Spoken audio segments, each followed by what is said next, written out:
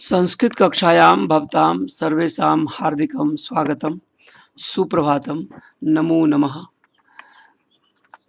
प्रिय छात्राः, अद्य संस्कृत व्याकरणं पठिष्यामः। व्याकरणे सन्धि पठिष्यामः। सन्धिभेदाः सन्ति। स्वरसन्धि, व्यञ्जनसन्धि, विसर्गसन्धि। स्वरसन्धेः भेदाः सन्ति गुण, दीर्घ, गुण, वृद्धि, यण, अयादि। इदानीं वयं गुणसन्धेः अभ्यासं करिष्यामः। इससे पहले की कक्षा में आपने दीर्घ संधि का अभ्यास पढ़ा था। अगर आपने दीर्घ संधि से संबंधित वीडियो नहीं देखा है, उसकी कक्षा आपने अटेंड नहीं की है, तो आप गुण संधि से पहले दीर्घ संधि का भी अभ्यास कर लीजिए।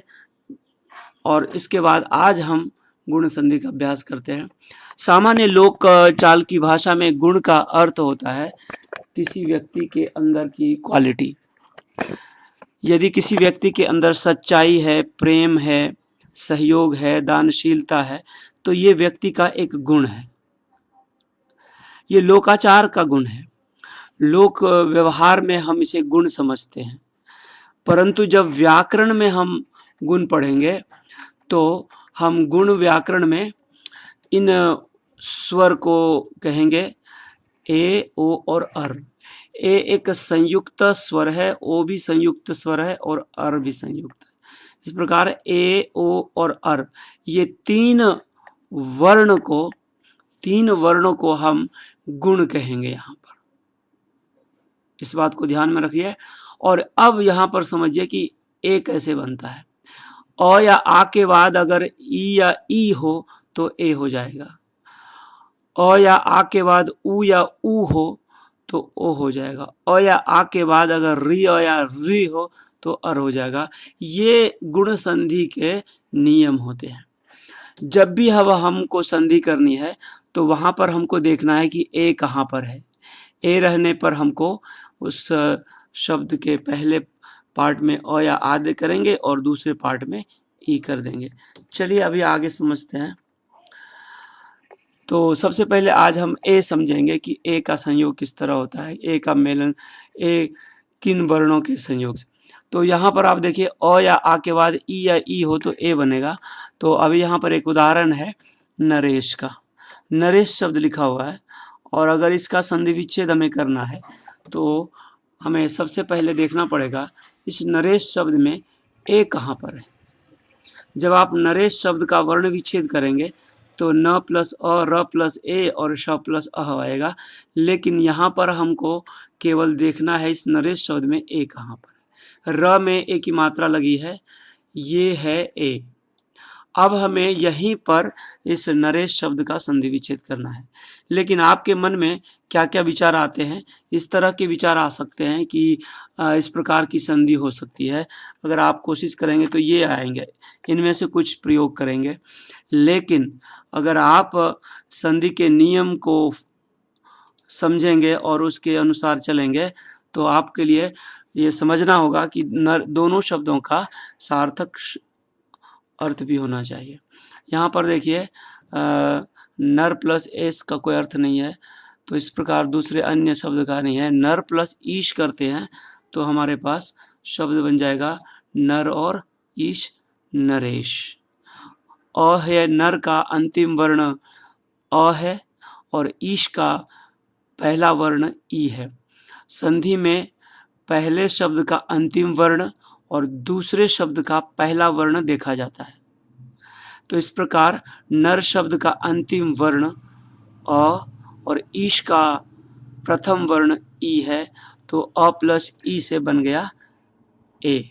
तो इस प्रकार अ और ई से हमारे पास ए बन गया और संधि विच्छेद हो गया नर प्लस ईश।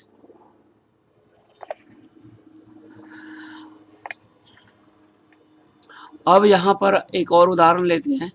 चेती है, तो इसको समझने के लिए आप देखिए, सबसे पहले आपको अगर समझ में नहीं आता हो तो सबसे पहले वर्ण विच्छेद करके देख लीजिए कि कहाँ पर ए स्वर है।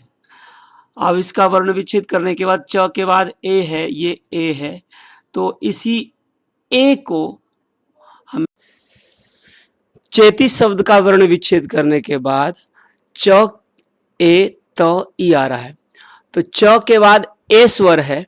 अब इस ए स्वर को दो स्वर में बदलिए, वो है अ और ई। अब संधि करने के लिए संधि के पहले भाग में अ आना चाहिए और दूसरे भाग के प्रारंभिक शब्द में ई होना चाहिए। तो इस प्रकार च और इति चेती बन गया। अब इस चक्र के मध्य में इंद्र लिखा हुआ है और चक्र के बाहर में देव, नर, शूर और महा है। इन सभी शब्दों को इंद्र के साथ जोड़िए।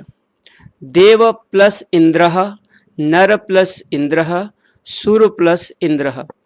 अब आप बता सकते हैं कि इन शब्दों की संधि क्या होगी? देवेंद्र, देवेंद्र, नरेंद्र, सुरेंद्र, महेंद्र। इस प्रकार आपके उत्तर हुए देवेंद्र, नर प्लस इंद्र, नरेंद्र, सुर प्लस इंद्र, सुरेंद्र। अब आप इंद्र के साथ इन चारों शब्दों को जोड़कर बताइए। धर्मेंद्र, लोकेंद्र, जितेंद्र, सौमेंद्र। इस प्रकार आपके उत्तर धर्म प्लस इंद्र, धर्मेंद्र, जीत प्लस इंद्र, जितेंद्र, सोम प्लस इंद्र, सोमेंद्र, लोक प्लस इंद्र, लोकेंद्र। अब आप इंद्र शब्द के साथ इन शब्दों को जोड़कर बताइए।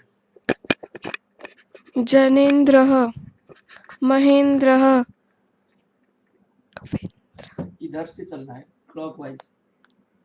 कवेंद्र, सुरेंद्र। अत्र अशुद्धि अस्ति।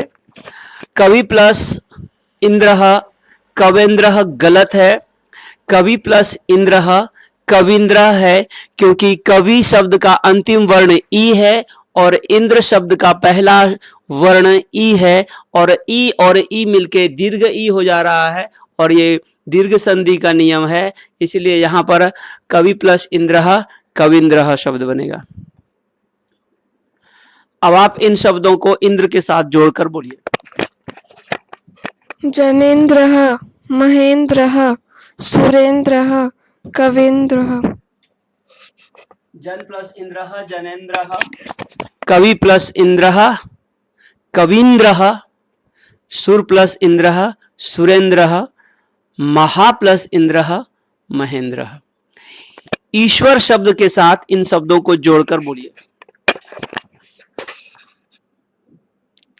दिनेश्वर, सुरेश्वर, लोकेश्वर, महेश्वर।